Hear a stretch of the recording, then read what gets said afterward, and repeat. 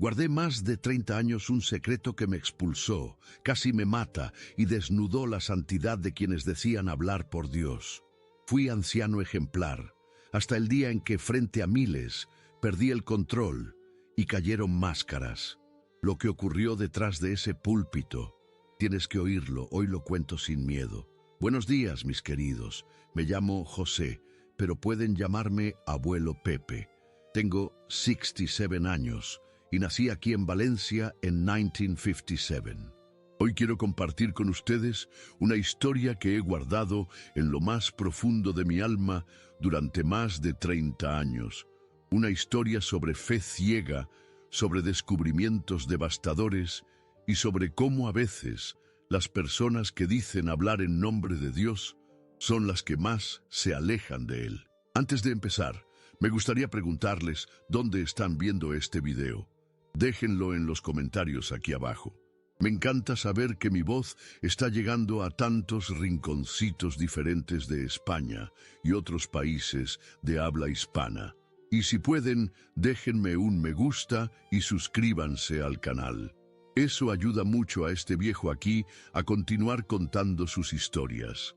La historia que voy a contar comenzó cuando yo tenía 24 años. Era 1981 y acababa de convertirme en anciano de los Testigos de Jehová en la congregación San Miguel de Valencia. Pensaba que había encontrado la verdad absoluta, que estaba sirviendo al pueblo escogido de Dios. Poco sabía que detrás de esas paredes del Salón del Reino se escondían demonios personales que me harían cuestionar no solo mi fe, sino mi propia cordura. Y lo más irónico es que fui expulsado por algo que comenzó como una búsqueda desesperada de alivio para un dolor que los hermanos nunca quisieron entender. Era 1979, cuando dos hermanos tocaron a la puerta de mi casa un sábado por la mañana. Yo tenía 22 años, trabajaba como electricista aquí en Valencia y acababa de perder a mi padre en un accidente de trabajo. Estaba destruido, mis queridos, buscando respuestas que nadie parecía tener. Mi madre, Carmen, había muerto cuando yo era niño y ahora me quedaba completamente solo en el mundo. Vivía en un pequeño apartamento cerca del Mercado Central, un lugar modesto pero limpio, que siempre olía a café recién hecho y al incienso que quemaba tratando de encontrar paz. Cuando aquellos dos hombres, el hermano Miguel y el hermano Rafael, me preguntaron si no me gustaría conocer la verdad sobre Dios y la esperanza de volver a ver a mi padre en el paraíso terrenal, algo dentro de mí se despertó. Siempre había sido una persona espiritual, mis amores. Mi abuela me había criado católica, pero sentía que faltaba algo, como si hubiera preguntas que nadie podía responder sobre el sufrimiento, sobre la muerte, sobre el propósito de la vida. El hermano Miguel tenía unos 40 años, cabello oscuro siempre bien peinado, usaba trajes grises incluso en el calor valenciano. El hermano Rafael era más joven, de mi edad, recién casado, con una sonrisa que me conquistó desde el primer momento. Hablaban con tanta convicción, mis queridos. Explicaban la Biblia de una manera que tenía tanto sentido que pensé, ¿cómo nunca nadie me había enseñado esto antes? La idea de que Dios no torturaba a las personas en el infierno, de que había una esperanza real de resurrección, de que pronto vendría un paraíso en la tierra donde volvería a abrazar a mi padre, era exactamente lo que mi corazón roto necesitaba escuchar. Comenzamos los estudios bíblicos todos los martes a las 7 de la noche. Yo preparaba café, servía unas galletas que compraba en la panadería de abajo y nos quedábamos ahí en mi pequeña sala estudiando esos libritos coloridos que traían. Al principio era hermoso, realmente hermoso. Por primera vez desde la muerte de mi padre, sentía que había encontrado un propósito, una familia, una razón para levantarme cada mañana. En 6 meses ya estaba asistiendo regularmente al Salón del Reino. El salón estaba ubicado en un edificio adaptado en el barrio de Ruzafa, con ese olor característico de piso encerado y libros nuevos. Tenía unas 80 sillas dispuestas en filas, un pequeño escenario al frente donde había un púlpito de madera oscura. Las paredes eran blancas, decoradas únicamente con algunos cuadros de publicaciones de la Watchtower. Siempre impecable, siempre organizado, siempre en silencio respetuoso. Fue allí donde conocí a la familia que cambiaría mi vida para siempre, los Mendoza. El hermano Antonio Mendoza era anciano presidente, un hombre de unos 55 años, alto, cabello canoso perfectamente arreglado, siempre con traje oscuro sin importar el clima. Su esposa, la hermana Isabel, era una mujer elegante, hablaba suavemente, sonreía constantemente. Tenían 2 hijos adolescentes que eran un ejemplo de comportamiento. Eran considerados la familia modelo en la congregación. El hermano Antonio tenía una autoridad natural, ¿saben? Cuando hablaba durante las reuniones, todos dejaban de hacer ruido para escuchar.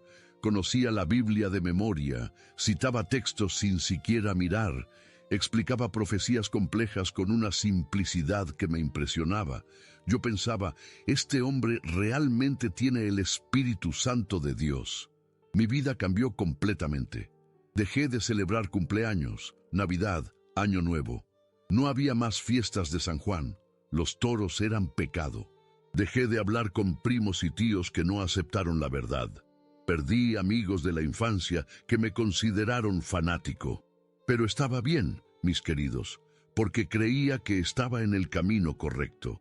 La organización me enseñaba que el mundo estaba dominado por Satanás y que solo los testigos de Jehová serían salvos en el Armagedón. Después de un año de estudio, en 1980, me bauticé. Recuerdo como si fuera ayer. Entré en esa piscina improvisada en el salón de asambleas de la ciudad. El hermano Antonio me bautizó, y cuando salí del agua me sentí renacido.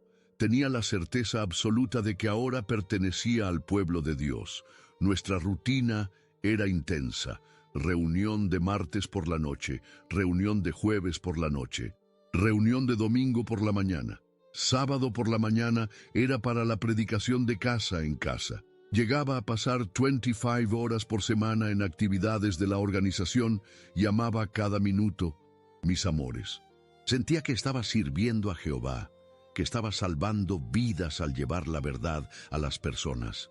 Pero fue precisamente en esos primeros años de fervor espiritual cuando comenzó el problema que destruiría todo.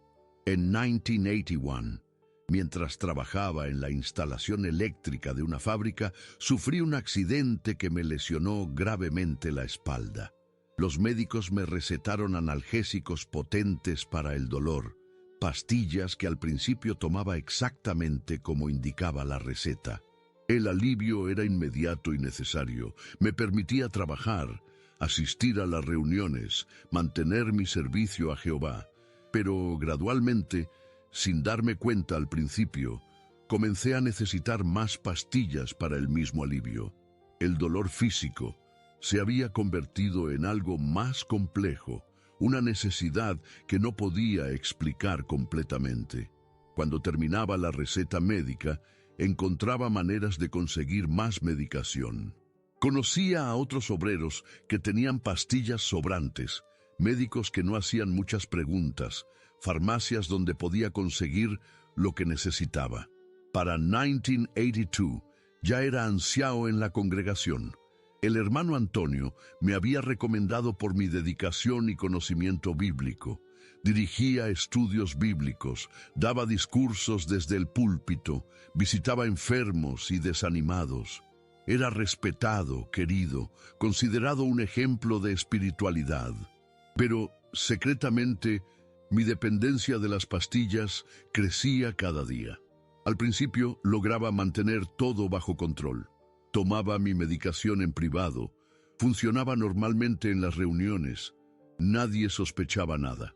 Pero las sustancias eran cada vez menos efectivas, necesitaba dosis más altas, medicamentos más fuertes. Fue cuando un conocido del trabajo me ofreció algo más efectivo que mi mundo comenzó a colapsar realmente. La primera vez que probé cocaína fue en octubre de 1983, durante una época especialmente difícil.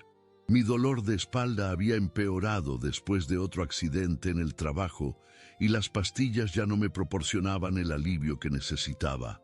Un compañero electricista, conociendo mi situación, me sugirió algo que, según él, me ayudaría no solo con el dolor físico, sino con el agotamiento emocional que arrastraba desde la muerte de mi padre. «Es solo para que puedas funcionar mejor, José», me decía. «Nadie se enterará y podrás seguir con tus responsabilidades en la congregación». Al principio, la sustancia parecía la solución perfecta a todos mis problemas. El dolor desaparecía completamente. Me sentía lleno de energía y confianza. Podía dar discursos más elocuentes desde el púlpito, dirigir estudios bíblicos con mayor entusiasmo. Incluso mi trabajo como electricista mejoraba notablemente. Los hermanos de la congregación comenzaron a elogiarme aún más. «El hermano José está realmente bendecido por Jehová», decían. «Qué ejemplo de dedicación y vitalidad espiritual». El hermano Antonio frecuentemente me ponía como modelo para los hermanos más jóvenes, destacando mi energía incansable en el servicio del campo y mi participación activa en todas las actividades teocráticas. Durante los primeros meses logré mantener un equilibrio precario. Consumía la droga únicamente cuando tenía responsabilidades importantes, antes de dar discursos públicos, durante las visitas pastorales a familias con problemas o cuando necesitaba trabajar largas horas para mantener mi empleo. Creía que tenía todo bajo control, que era simplemente una medicina alternativa que me permitía servir mejor a Jehová. Después de todo, razonaba, si los resultados eran tan positivos para mi ministerio, quizás Dios mismo estaba bendiciendo esta solución a mis problemas. Pero la realidad de la adicción es que nunca permanece estática. Hacia mediados de 1984, comencé a necesitar la sustancia con mayor frecuencia. Lo que inicialmente usaba una vez por semana se convirtió en 2, luego 3, después casi todos los días. La cantidad también aumentaba gradualmente, ya que mi cuerpo desarrollaba tolerancia. El costo económico comenzó a ser significativo y tuve que encontrar maneras creativas de financiar mi consumo sin levantar sospechas. Fue durante este periodo cuando conocí a otros usuarios en Valencia, personas de diferentes estratos sociales que compartían la misma dependencia secreta.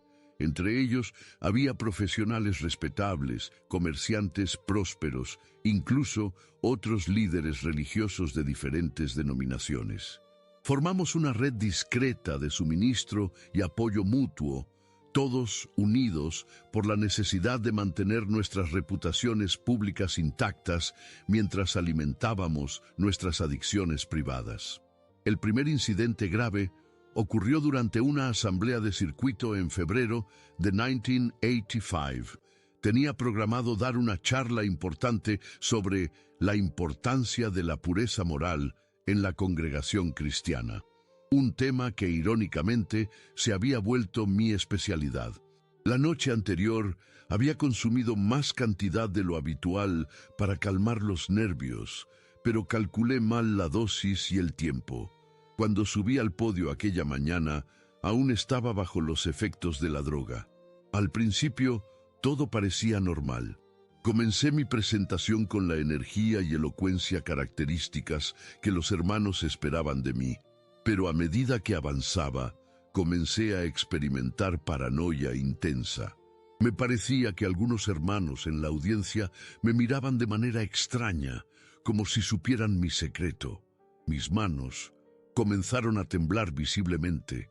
Mi voz se volvió errática y en un momento de pánico total perdí completamente el hilo de mi discurso. Me quedé allí, frente a más de 300 personas, balbuceando incoherentemente durante lo que parecieron horas, pero probablemente fueron solo unos minutos. El hermano Antonio tuvo que subir al podio para rescatarme. explicando a la audiencia que yo había estado enfermo durante la semana y claramente necesitaba descanso. Me llevó discretamente fuera del salón mientras otro anciano continuó con el programa.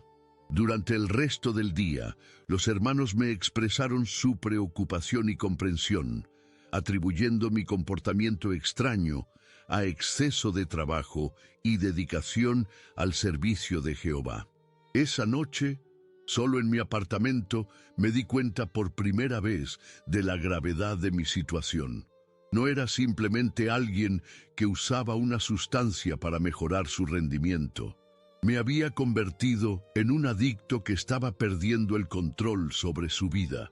Pero el miedo a perder todo lo que había construido en la organización, mi posición de respeto, mi identidad como siervo de Jehová, me paralizaba. En lugar de buscar ayuda, decidí ser más cuidadoso con las dosis y el timing de mi consumo. Los meses siguientes fueron un constante juego de equilibrio entre mantener mi fachada espiritual y alimentar mi adicción creciente. Desarrollé un sistema complejo de rutinas y excusas. Cuando necesitaba recuperarme de una noche de consumo excesivo, decía que tenía migraña y me ausentaba de las reuniones. Cuando mis ojos estaban demasiado dilatados o mi comportamiento era errático, explicaba que estaba tomando medicación nueva para mi lesión de espalda. Los hermanos, condicionados a confiar en la palabra de un anciano, aceptaban estas explicaciones sin cuestionamiento. Durante este periodo, mi ministerio paradójicamente floreció en algunos aspectos. La confianza artificial que me daba la droga me convertía en un orador más carismático y persuasivo. Dirigía más estudios bíblicos que nunca, y varias personas se bautizaron bajo mi enseñanza. En las reuniones de ancianos, mis contribuciones eran valoradas por su perspicacia y energía. Externamente, parecía estar en el punto más alto de mi carrera espiritual. Pero internamente, la contradicción entre mi vida pública y privada me estaba destrozando psicológicamente. Predicaba sobre pureza moral mientras compraba drogas en callejones oscuros. Aconsejaba a hermanos sobre resistir las tentaciones del mundo mientras yo mismo estaba completamente dominado por una adicción destructiva. Oraba fervientemente a Jehová pidiendo fuerzas para vencer mi problema, pero también planificaba dónde conseguiría mi próxima dosis. La culpa espiritual se intensificaba cada día. Según las enseñanzas de los testigos de Jehová, el uso de drogas recreativas era un pecado grave que resultaría en expulsión inmediata de la congregación. Pero yo no podía conceptualizar mi uso como recreativo. Para mí, se había vuelto tan esencial como respirar. Sin la droga, el dolor físico regresaba con intensidad, pero peor aún era el dolor emocional y la depresión que la acompañaban. Me sentía atrapado entre dos mundos incompatibles, mi fe y mi adicción. Hacia finales de 1985, mi comportamiento comenzó a volverse más errático e impredecible. Había días en que llegaba tarde a las reuniones, otros en que me quedaba dormido durante los discursos. Mi apariencia física también comenzó a cambiar. Perdí peso notablemente, mi piel adquirió un tono grisáceo y frecuentemente tenía ojeras profundas. Cuando los hermanos preguntaban sobre mi salud, siempre tenía una explicación médica plausible relacionada con mi lesión de espalda o el estrés del trabajo. Pero ustedes saben cómo son estas cosas, mis queridos. Los secretos tienen una manera de filtrarse, especialmente en comunidades pequeñas y cerradas como las congregaciones de los testigos de Jehová. Comenzaron los susurros discretos, las miradas prolongadas, las conversaciones que se interrumpían abruptamente cuando yo aparecía. Algunos hermanos empezaron a hacer preguntas más directas sobre mi salud y mi comportamiento. La presión de mantener la fachada se volvía cada vez más insostenible. Antes de continuar con esta historia que ha marcado toda mi vida, queridos amigos, quiero tomarme un momento para conectar con ustedes de una manera más personal. Sé que contar estas memorias es difícil, tanto para mí como para quienes las escuchan. Pero hay algo especial en compartir estas experiencias que trasciende las palabras. Es la posibilidad de que alguien en algún lugar encuentre en mi historia la fuerza para enfrentar sus propios demonios o reconocer situaciones similares en su entorno. Me emociona profundamente saber que mi voz está llegando a personas de diferentes rincones del mundo hispanohablante. Si esta historia está resonando en sus corazones, si sienten que hay algo familiar en este relato de lucha interna y contradicciones espirituales, por favor, no duden en dejarme un comentario. No busco likes por vanidad, sino porque cada interacción me dice que no estoy hablando al vacío, que mis palabras pueden servir para alertar, consolar o acompañar a quienes más lo necesitan. El punto de inflexión llegó en marzo de 1986, durante lo que debería haber sido uno de los momentos más significativos de mi carrera como anciano. La organización me había seleccionado para ser orador principal en la Asamblea Regional de Primavera, un honor reservado solo para los ancianos más respetados y capacitados. El tema asignado era Resistiendo las tentaciones de Satanás en los últimos días. Una ironía que ahora, décadas después, me resulta casi cómica si no fuera tan trágica. Durante las semanas previas al evento, mi ansiedad alcanzó niveles insoportables. La presión de mantener mi imagen pública perfecta mientras lidiaba con una adicción cada vez más destructiva me tenía al borde del colapso mental. Para calmar mis nervios y asegurarme de que pudiera dar el discurso con la energía y claridad esperadas, aumenté significativamente mi consumo en los días anteriores al evento. Era una estrategia peligrosa que había usado antes, pero nunca en una escala tan grande. La noche antes de la asamblea consumí una cantidad de cocaína que ahora reconozco como potencialmente letal. Mi corazón latía tan fuerte que podía escucharlo resonar en mis oídos. Mis manos temblaban incontrolablemente y tuve varios episodios de paranoia intensa donde estaba convencido de que la policía estaba vigilando mi apartamento. Pero en mi mente distorsionada, creía que solo necesitaba dosificar correctamente para lograr el estado perfecto para mi presentación del día siguiente. Cuando llegué al Palacio de Congresos aquella mañana, ya llevaba varias horas sin dormir. Había tomado otra dosis pequeña para equilibrar los efectos de la noche anterior, pero mi juicio estaba completamente comprometido. Miles de testigos de Jehová llenaban el auditorio, incluyendo familias que habían viajado desde toda España para escuchar las charlas espirituales que supuestamente los fortalecerían en su fe. Mi presentación comenzó normalmente. Los primeros 15 minutos fluyeron con la elocuencia artificial que la droga me proporcionaba. Hablé sobre la importancia de mantenerse puros en un mundo corrupto, sobre resistir las tentaciones que Satanás colocaba en nuestro camino, sobre la necesidad de confiar completamente en Jehová y su organización. La audiencia respondía con los asentimientos y murmullos de aprobación característicos, completamente ajena al hecho de que el hombre, predicando sobre pureza moral, estaba bajo la influencia de sustancias ilegales. Pero entonces algo cambió dramáticamente. En medio de mi discurso sobre la importancia de la honestidad espiritual, comencé a experimentar lo que ahora sé que era un episodio psicótico inducido por drogas. Las caras en la audiencia comenzaron a distorsionarse ante mis ojos, convirtiéndose en máscaras grotescas que me miraban con expresiones acusadoras. Las voces en mi cabeza, que habían sido un murmullo constante durante meses, se intensificaron hasta convertirse en un coro ensordecedor que me decía que todos en esa sala conocían mi secreto. Mi voz comenzó a elevarse progresivamente mientras luchaba contra las alucinaciones. Sin darme cuenta, comencé a desviarme del esquema preparado de mi charla, adentrándome en territorios doctrinales peligrosos.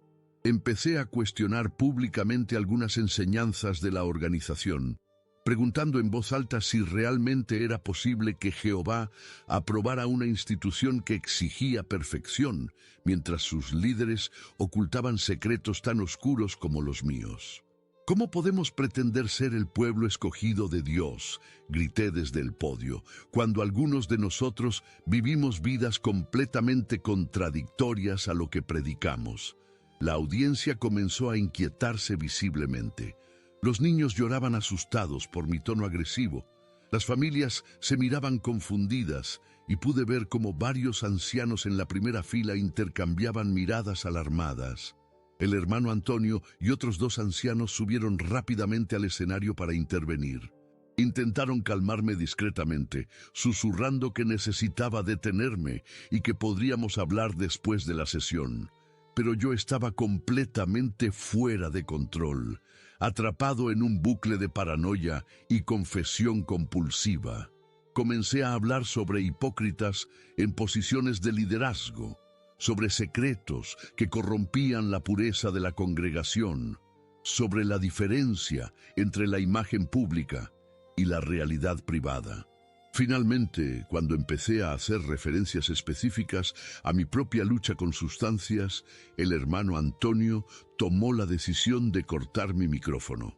El silencio que siguió fue ensordecedor. Miles de personas me miraban con una mezcla de shock, confusión y horror. Algunos hermanos comenzaron a orar audiblemente, pidiendo a Jehová que me protegiera de lo que obviamente era un ataque demoníaco. Otros simplemente se levantaron y salieron del auditorio con sus familias, incapaces de procesar lo que acababan de presenciar. Me escoltaron fuera del escenario en medio de un caos controlado. Los organizadores del evento rápidamente reorganizaron el programa, explicando a la audiencia que yo había sufrido un episodio médico y que las oraciones de todos eran necesarias para mi recuperación. El hermano que me reemplazó dio una charla improvisada sobre la importancia de mantener la fe, incluso cuando presenciamos las imperfecciones humanas en la organización de Jehová. Durante las horas siguientes, mientras los efectos de la droga lentamente se desvanecían, me encontré en una habitación privada del centro de convenciones, rodeado por los ancianos más importantes de la región. Sus expresiones variaban entre la preocupación genuina y la alarma por las implicaciones de mi colapso público. El hermano Antonio, quien había sido mi mentor y defensor durante años, me miraba con una tristeza profunda que me partía el corazón. «José», me dijo finalmente, «necesitamos entender qué está pasando contigo. Lo que ocurrió allí arriba no fue normal. Tu comportamiento ha sido extraño durante meses, pero esto trasciende cualquier problema médico que puedas tener». Los otros ancianos asintieron, esperando mi explicación. Por primera vez en años, me enfrenté a la posibilidad real de que mi secreto fuera descubierto. En ese momento crucial, tuve que tomar una decisión que definiría el resto de mi vida. Podía continuar mintiendo, inventar una explicación médica elaborada, culpar al estrés o a una reacción medicamentosa. O podía finalmente admitir la verdad sobre mi adicción y enfrentar las consecuencias devastadoras que seguramente seguirían. Mis manos aún temblaban ligeramente, mi mente luchaba por encontrar claridad y el peso de años de engaño y contradicción me aplastaba. Miré a estos hombres que habían confiado en mí, que me habían elevado a posiciones de responsabilidad espiritual, que habían defendido mi reputación ante cualquier rumor o sospecha. Pensé en las miles de personas en ese auditorio que habían venido buscando fortaleza espiritual y habían presenciado en cambio el colapso público de un líder en quien confiaban. Pensé en todos los hermanos jóvenes que me veían como ejemplo, en las familias que había aconsejado sobre pureza moral, en los estudios bíblicos que había dirigido predicando sobre resistir las tentaciones del mundo. La ironía era aplastante. Durante años había usado mi posición como anciano para obtener respeto y confianza que me permitían ocultar mi doble vida. Había predicado sobre honestidad mientras vivía la mentira más profunda. Había aconsejado sobre resistir tentaciones mientras estaba completamente esclavizado por una adicción destructiva. Y ahora, en este momento de crisis total, finalmente tenía la oportunidad de elegir entre continuar la farsa o abrazar una honestidad devastadora pero liberadora. El silencio en esa habitación se extendía mientras los ancianos esperaban mi respuesta. Podía escuchar los murmullos de los asistentes a la asamblea en los pasillos externos, probablemente discutiendo lo que habían presenciado y especulando sobre las causas de mi colapso. Mi futuro como testigo de Jehová, mi identidad como líder espiritual, mis relaciones con la única familia que conocía, todo pendía de las palabras que estaba a punto de pronunciar. Finalmente, con una voz que apenas reconocía como mía, comencé a hablar. «Hermanos», dije lentamente, «lo que vieron hoy no fue un episodio médico. Fue el resultado de años de vivir una mentira que ya no puedo sostener». Sus expresiones cambiaron inmediatamente, pasando de la preocupación médica al horror espiritual. Sabían que estaba a punto de confesar algo que cambiaría todo para siempre. «Hermanos», continué con voz quebrada, «durante los últimos 3 años he estado consumiendo cocaína para lidiar con problemas que creía que no tenían otra solución». El silencio que siguió a esa confesión fue más pesado que cualquier cosa que hubiera experimentado en mi vida. Los rostros de estos hombres que me conocían desde hacía años se transformaron completamente, pasando del shock inicial a una mezcla de horror, decepción y algo que solo puedo describir como repulsión moral. El hermano Antonio fue el primero en reaccionar.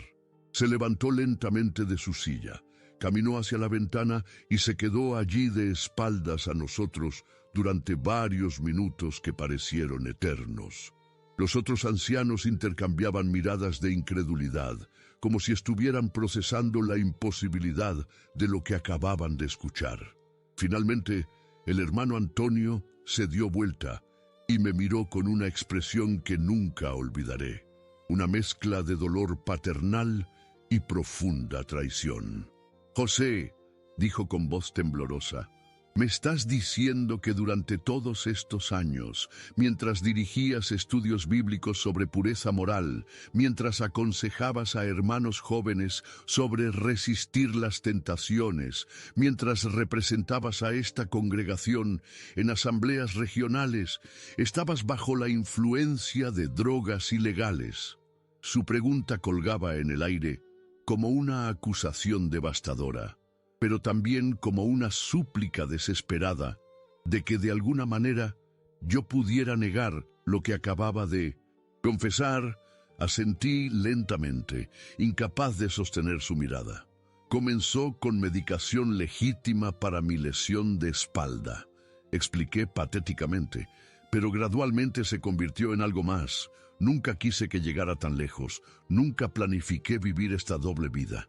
Pero una vez que comenzó, no sabía cómo detenerlo sin perder todo lo que había construido aquí». El hermano Carlos, el más joven del grupo de ancianos presentes, habló por primera vez. «¿Tienes idea del escándalo que esto causará en la congregación? ¿De cuántas personas perderán la fe al descubrir que un anciano, alguien en quien confiaban completamente, ha estado viviendo una mentira tan fundamental?» Su voz subía de tono con cada palabra, reflejando no solo su shock personal, sino también su comprensión de las implicaciones más amplias de mi confesión. Durante la siguiente hora, me sometieron a un interrogatorio exhaustivo que fue simultáneamente confesión, investigación y juicio preliminar. Querían saber cuándo había comenzado exactamente mi uso de drogas, con qué frecuencia consumía, dónde obtenía las sustancias, si otros hermanos estaban involucrados y, lo más importante para ellos, cuántas de mis responsabilidades espirituales había cumplido mientras estaba bajo la influencia. La respuesta a esa última pregunta los horrorizó aún más. Prácticamente todo mi servicio como anciano durante los últimos 2 años había sido realizado mientras estaba usando cocaína de manera regular.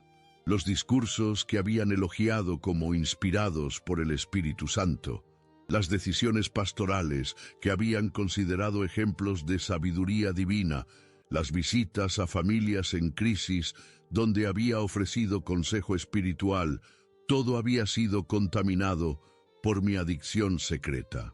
¿Cómo pudiste subir a ese púlpito semana tras semana, predicando la palabra de Dios mientras sabías que estabas viviendo en pecado mortal? Me preguntó el hermano Miguel, otro anciano cuya voz temblaba de indignación. ¿Cómo pudiste aconsejar a matrimonios jóvenes sobre la importancia de la honestidad en sus relaciones mientras ocultabas esto de todos nosotros? No tenía respuestas satisfactorias para sus preguntas, porque no había respuestas satisfactorias. La adicción había creado una compartimentalización en mi mente que me permitía funcionar en dos realidades completamente contradictorias. En una era, José el anciano, respetado líder espiritual y ejemplo de dedicación teocrática. En la otra era José el adicto, desesperado por su próxima dosis y dispuesto a cualquier engaño para mantener su suministro. La reunión se extendió hasta altas horas de la noche. Discutieron entre ellos las opciones disponibles según la política organizacional de los testigos de Jehová. La expulsión era inevitable. Eso estaba claro desde el momento de mi confesión. El uso de drogas ilegales era considerado uno de los pecados más graves, comparable al adulterio o la apostasía en términos de las consecuencias disciplinarias. Pero también tenían que considerar el escándalo público que mi colapso en la asamblea había causado y cómo manejar la situación de manera que minimizara el daño a la reputación de la organización. Finalmente, el hermano Antonio me comunicó su decisión. José, a partir de este momento, quedas suspendido de todas tus responsabilidades como anciano y como publicador.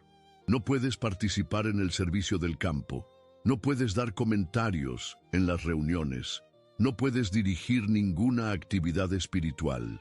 Se formará un comité judicial para manejar tu caso formalmente, pero quiero que entiendas que lo que has confesado hoy hace que la expulsión sea prácticamente inevitable. Sin embargo, continuó, debido a las circunstancias únicas de tu caso y el escándalo público ya causado, tenemos que considerar cuidadosamente cómo proceder. Tu colapso en la asamblea fue presenciado por miles de hermanos de toda España. Necesitamos tiempo para consultar con la sucursal en Madrid sobre la mejor manera de manejar esta situación.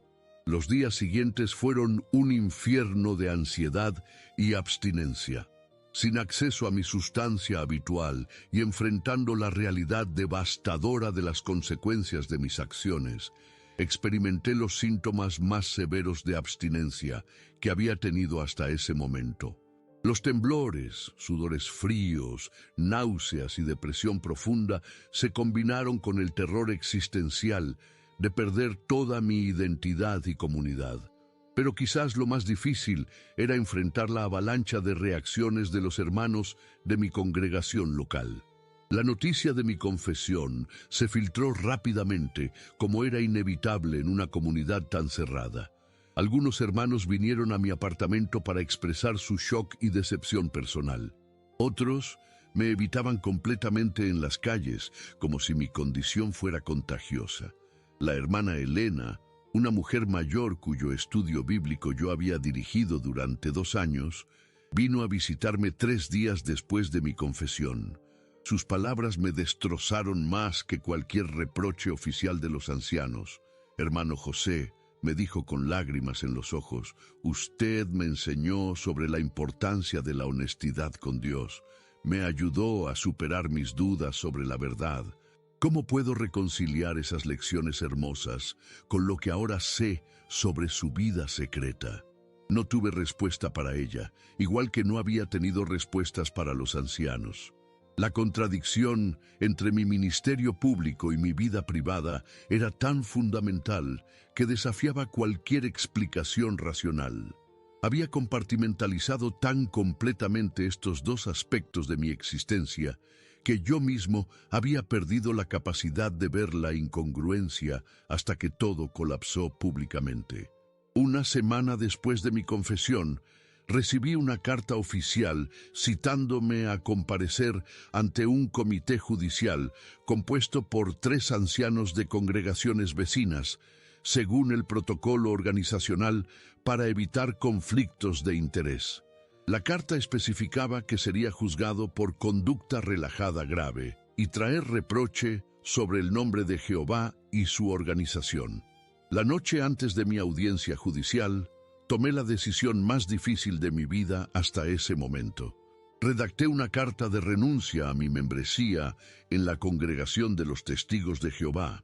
En ella explicaba que, aunque reconocía la gravedad de mis errores y el daño causado a la comunidad, no podía continuar participando en una organización donde había perdido toda credibilidad y respeto. Más importante, admitía que necesitaba ayuda profesional para mi adicción, ayuda que no podría buscar efectivamente mientras intentaba mantener cualquier conexión con mi vida anterior. Esa carta representaba más que una dimisión formal. Era una admisión de que toda mi identidad adulta había sido construida sobre una mentira insostenible. Durante 15 años, ser testigo de Jehová no había sido simplemente mi religión, sino mi identidad completa. Mis amigos, mi propósito de vida, mi estructura moral, mi comprensión del futuro, todo estaba entrelazado con mi pertenencia a esa organización. Renunciar significaba no solo perder mi comunidad religiosa, sino enfrentar un vacío existencial total. Sin embargo, también representaba la primera decisión completamente honesta que había tomado en años. Por primera vez desde que comenzó mi adicción, estaba eligiendo la verdad por encima de la conveniencia, la realidad por encima de la imagen, la posibilidad de recuperación genuina por encima de mantener una fachada respetable. La mañana de mi audiencia judicial, entregué mi carta de renuncia a los ancianos antes de que comenzara el proceso formal. Su reacción fue una mezcla de alivio y continua decepción. Mi renuncia les ahorraba la necesidad de expulsarme oficialmente, lo cual simplificaría el manejo del escándalo público, pero también confirmaba la profundidad de mi caída espiritual y la imposibilidad de cualquier restauración rápida. El hermano Antonio, quien presidía el comité a pesar de nuestras conexiones pasadas, leyó mi carta en voz alta y luego me miró directamente. «José», dijo finalmente, «aceptamos tu renuncia, pero quiero que sepas que si alguna vez decides buscar la rehabilitación y regresar a la verdad, la puerta no estará cerrada para siempre. Jehová es un Dios de misericordia, y la organización tiene procedimientos para la reinstalación de aquellos que demuestran arrepentimiento genuino». Salí de esa sala sabiendo que había cerrado definitivamente un capítulo de mi vida que había durado 15 años. Por primera vez desde mi adolescencia, no era un testigo de Jehová. No tenía una congregación, no tenía responsabilidades espirituales, no tenía una comunidad religiosa que me definiera. Era simplemente José, un hombre de 29 años, con una adicción severa a la cocaína y absolutamente ninguna idea de cómo reconstruir su vida. Los primeros meses después de renunciar a la organización fueron los más oscuros de mi vida. Sin la estructura rígida de las reuniones semanales, el servicio del campo y las responsabilidades constantes como anciano, me encontré completamente perdido. Durante 15 años, cada hora de mi tiempo libre había estado programada alrededor de actividades teocráticas. Ahora, enfrentando un vacío existencial total, mi adicción se intensificó dramáticamente como mecanismo de escape de una realidad que parecía insoportable. Mi consumo de cocaína aumentó a niveles peligrosos. Lo que antes había sido un uso calculado para mantener mi rendimiento público se convirtió en una necesidad constante para simplemente existir. Perdí mi trabajo como electricista después de varios incidentes relacionados con mi estado alterado, lo que eliminó no solo mi fuente de ingresos, sino también la última rutina estructurada que me quedaba. Mi apartamento, que una vez había sido un refugio limpio y ordenado, se deterioró rápidamente hasta convertirse en un reflejo de mi estado mental caótico. Durante este período, intenté varias veces contactar con antiguos hermanos de la congregación, desesperado por mantener alguna conexión con la única comunidad que había conocido. Pero las reglas estrictas sobre la asociación con personas que habían renunciado o sido expulsadas significaban que incluso aquellos que habían sido mis amigos más cercanos me evitaban completamente. El aislamiento social era tan completo como si hubiera muerto para ellos. La soledad se volvió mi compañera más constante. Noches enteras las pasaba en mi apartamento deteriorado, consumiendo drogas mientras reflexionaba obsesivamente sobre cómo había llegado a ese punto. Me atormentaba la pregunta de si mi fe anterior había sido genuina o simplemente una ilusión elaborada. ¿Realmente había servido a Dios durante todos esos años? ¿O simplemente había estado sirviendo a una organización humana mientras me engañaba a mí mismo sobre mis motivaciones espirituales? El punto más bajo llegó en diciembre de 1986, 8 meses después de mi renuncia. Había estado sin consumir durante 3 días, no por elección, sino por falta de recursos económicos para comprar más drogas. Los síntomas de abstinencia eran severos: temblores incontrolables, sudores fríos, náuseas constantes y una depresión tan profunda que apenas podía levantarme de la cama. Fue durante esta crisis que recibí una visita inesperada que cambiaría el rumbo de mi vida. Mi hermana María, quien había mantenido distancia desde mi escándalo público, apareció en mi puerta una tarde lluviosa. No habíamos hablado desde mi renuncia y su presencia me sorprendió completamente. Ella nunca había sido testigo de Jehová, una fuente constante de tensión familiar durante mis años en la organización. Pero ahora, viéndome en el estado deplorable en que me encontraba, sus diferencias doctrinales pasaron a segundo plano frente a la preocupación fraternal básica. «José», me dijo mientras miraba el caos de mi apartamento, «no puedes continuar así. Vas a morir si no buscas ayuda profesional». Sus palabras eran simples, pero cargadas de una verdad que yo había estado evitando enfrentar.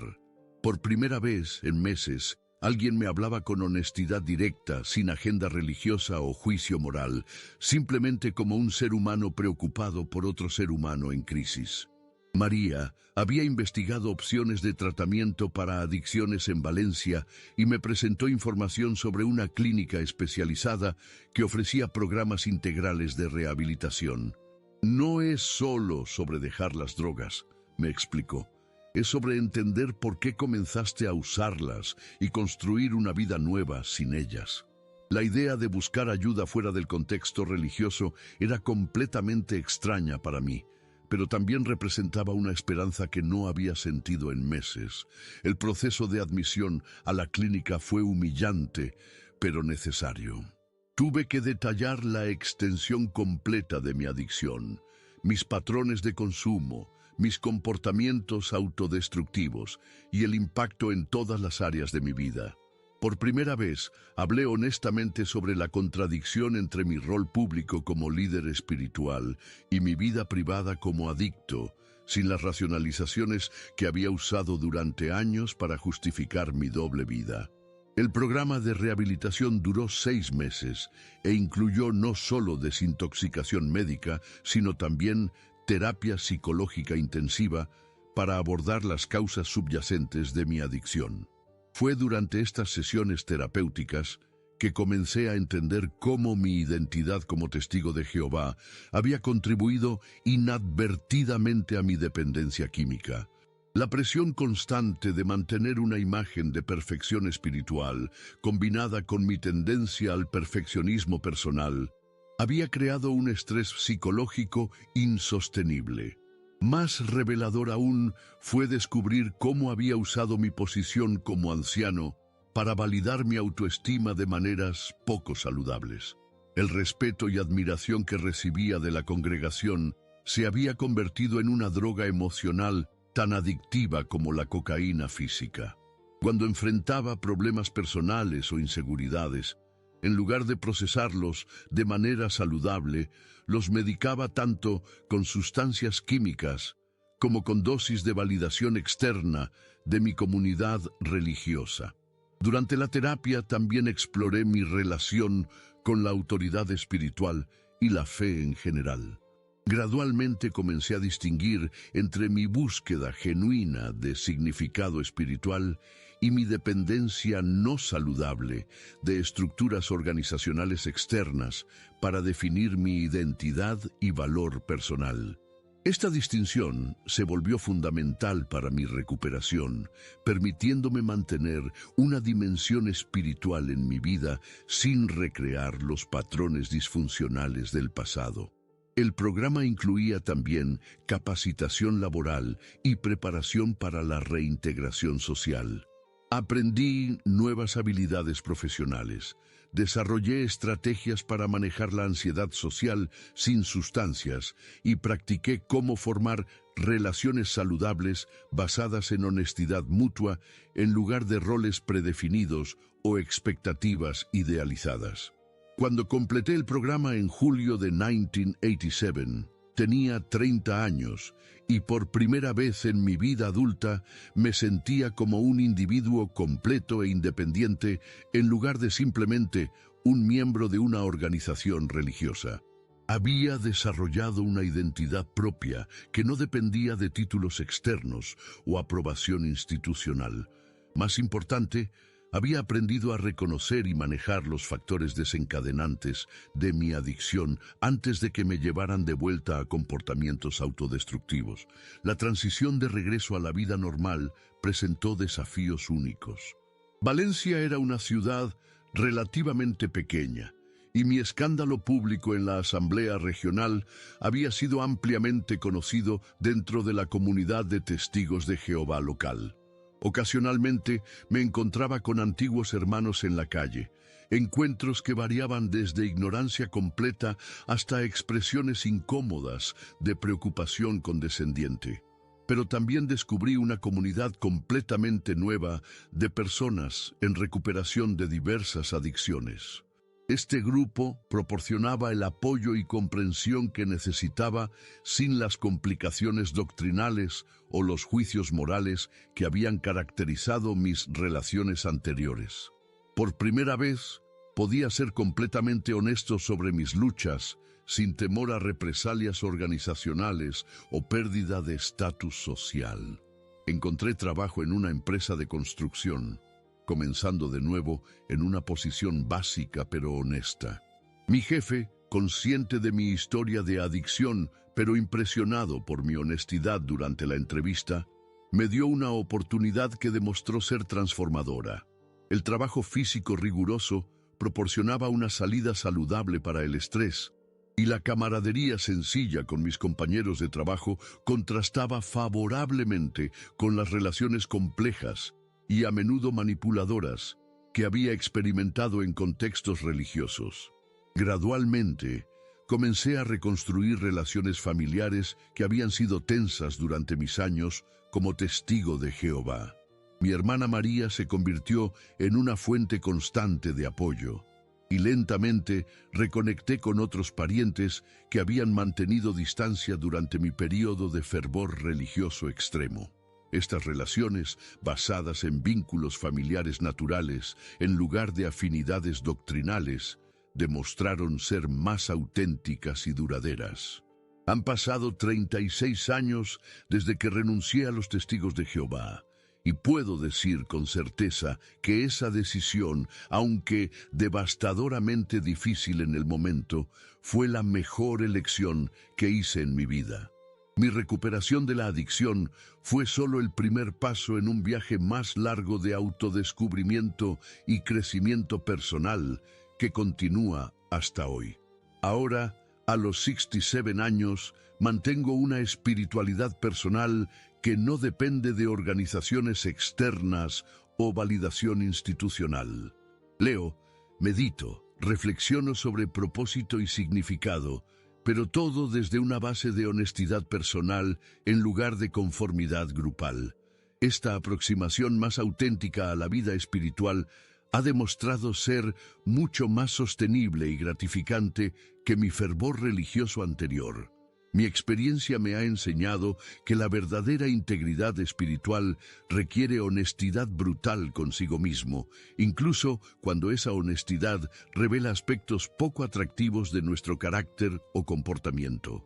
Las organizaciones que desalientan el autoexamen honesto o que punish la admisión de imperfecciones humanas crean ambientes donde florecen la hipocresía y los comportamientos autodestructivos secretos.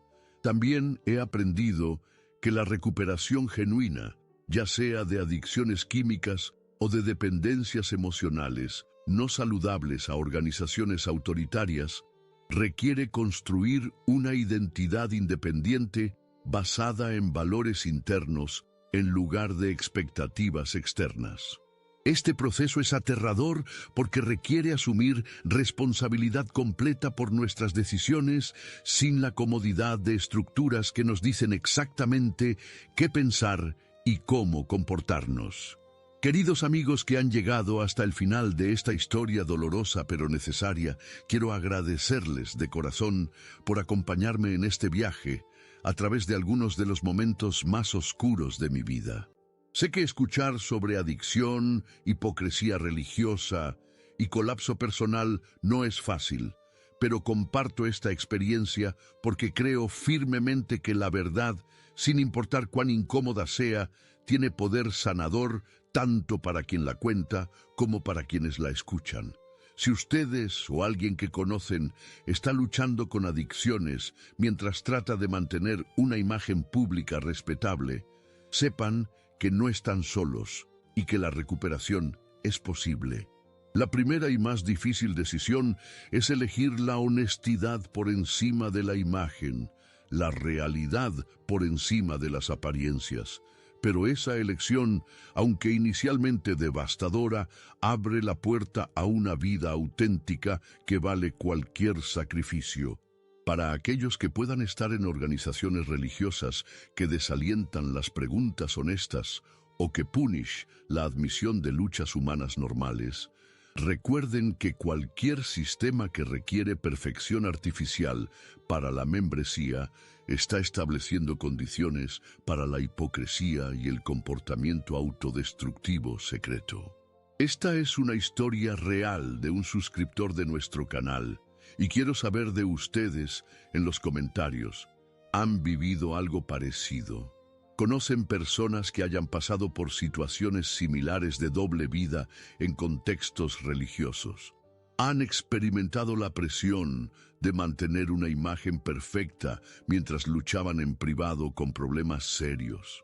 Dejen sus experiencias en los comentarios para que podamos llevar estos alertas importantes a más personas que podrían beneficiarse de escuchar que no están solos en sus luchas. Suscríbanse al canal si esta historia les ha tocado el corazón y compartan con personas que puedan necesitar escuchar este mensaje de esperanza y recuperación. Juntos podemos crear una comunidad donde la honestidad sea más valorada que las apariencias perfectas y donde la verdadera sanación pueda comenzar.